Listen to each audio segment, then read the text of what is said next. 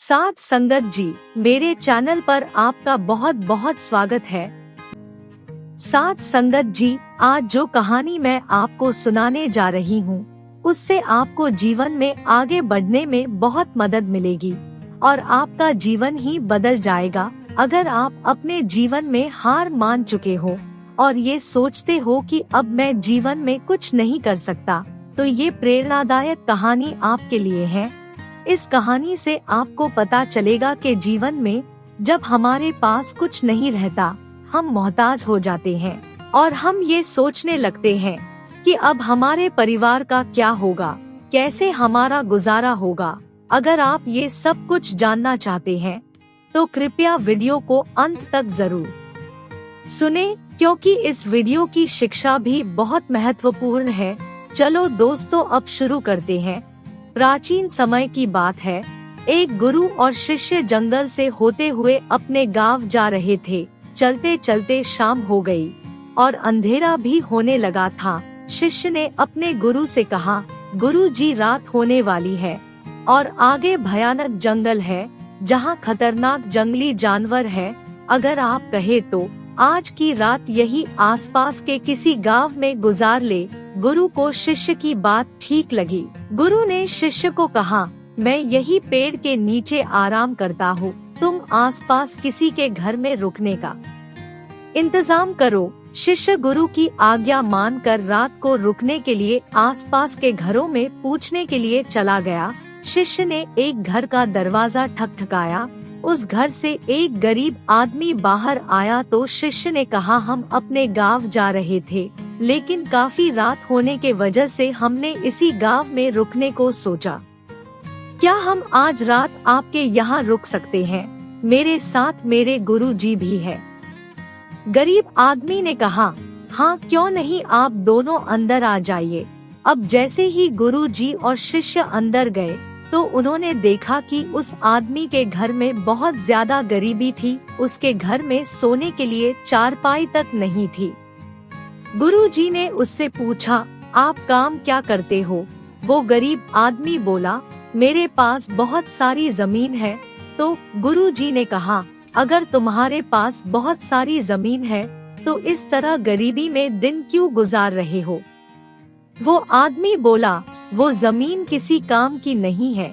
गांव वाले बोलते हैं कि वो बंजर जमीन है, यहाँ पर कुछ भी नहीं उगाया जा सकता और यहाँ फसल उगाना बहुत बड़ी बेवकूफी है। गुरुजी ने पूछा, फिर तुम्हारा गुजारा कैसे होता है? उसने कहा, मेरे पास एक भैंस है, उसका दूध बेचकर जो भी पैसे मिलते हैं उससे मेरा पूरा घर चलता है। उसकी ये बात सुनने के बाद गुरु और शिष्य दोनों सो जाते हैं। रात में जब सब लोग सो रहे होते हैं तब गुरु जी अपने शिष्य को उठाते हैं और उसको चलने के लिए बोलते हैं। शिष्य रात को जाने की बात सुनकर बहुत हैरान होता है, लेकिन गुरु की आज्ञा मानकर चलने के लिए तैयार हो जाता है। गुरु अपने शिष्य को लेकर बाहर निकलता है और उसको कहता है, इस आदमी की भैंस खोलकर साथ ले ले। शिष्य हैरानी से गुरु की तरफ देखता है, लेकिन कुछ बोलता नहीं। उस गरीब आदमी की भैंस लेकर गुरु और शिष्य अपने गांव चले जाते हैं। गांव में पहुंचकर शिष्य अपने गुरु से पूछता है, गुरु जी, कहीं आप ये गलत तो नहीं कर रहे? उस गरीब आदमी की रोजी रोटी इसी भैंस की वजह से चलती है, अब वो बेचारा तो भूखा मर जाएगा। गुरु अपने शिष्य की तरफ देखते हैं और मुस्कुराते हुए आगे बढ़ जाते हैं। शिष्य को कुछ समझ में नहीं आया। उस बात को तकरीबन 10 साल गुजर जाते हैं। एक बार फिर गुरु और शिष्य का उस तरफ जाना हुआ। जब वो उस गांव में पहुँचे तो शिष्य को उस गरीब आदमी की याद आई कि मेरे गुरु ने उस आदमी के साथ अच्छा नहीं किया था। शिष्य ने गुरु को उस गरीब आदमी की याद दिलाई। गुरु उसकी बात सुनकर मुस्कुराए। गुरु ने कहा, एक बार चलकर देख लेते हैं कि वो आदमी अब किस परिस्थिति में है। वो शिष्य और गुरु उस गांव की तरफ जाते हैं और वहां जैसे ही पहुंचते हैं तो वो देखते हैं कि जहां पर उस गरीब आदमी का झोपड़ा था, वहां पर एक बहुत बड़ा आलीशान महल बन चुका था। और उस झोपड़ी के बाहर जो बंजर जमीन थी उस पर फल और फूलों के बगीचे थे। शिष्य ये देखकर हैरान हो जाता है। तभी उधर से उस घर का मालिक आता है। शिष्य उसे पहचान लेता है और वो उस आदमी को पूछता है, तुमने हमें पहचाना? मैं और मेरे गुरुजी 10 साल पहले आपके घर आए थे और एक रात के लिए आपके यहाँ रुके भी थे।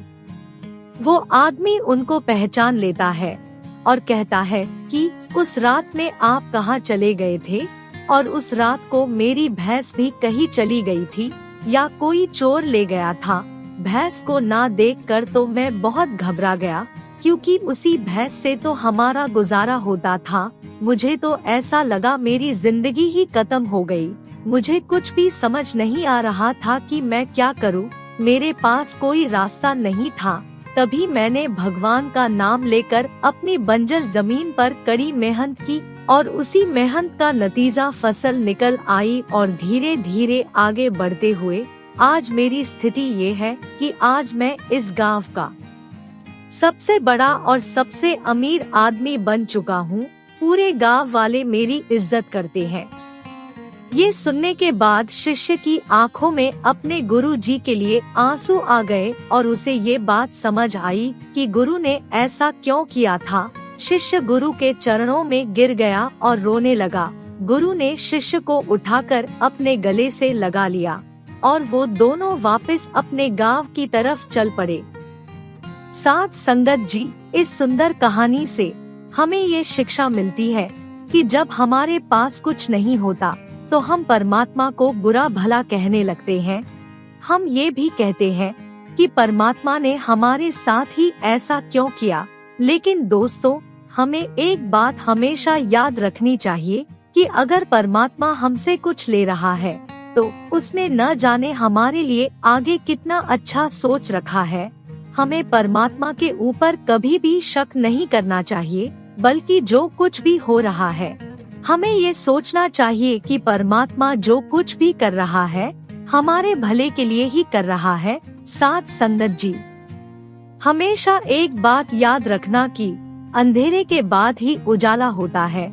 जब अंधेरा बहुत गहरा होता है तो ये बात याद रखनी चाहिए कि उस अंधेरे के बाद रोशनी भी होगी, और हो सकता है वो रोशनी हमारी जिंदगी को ही बदल दे। साथ संगत जी, हमें हमेशा परमात्मा के भाने में रहना चाहिए और बिना नागा परमात्मा की भक्ति और भजन सुमिरन करना चाहिए।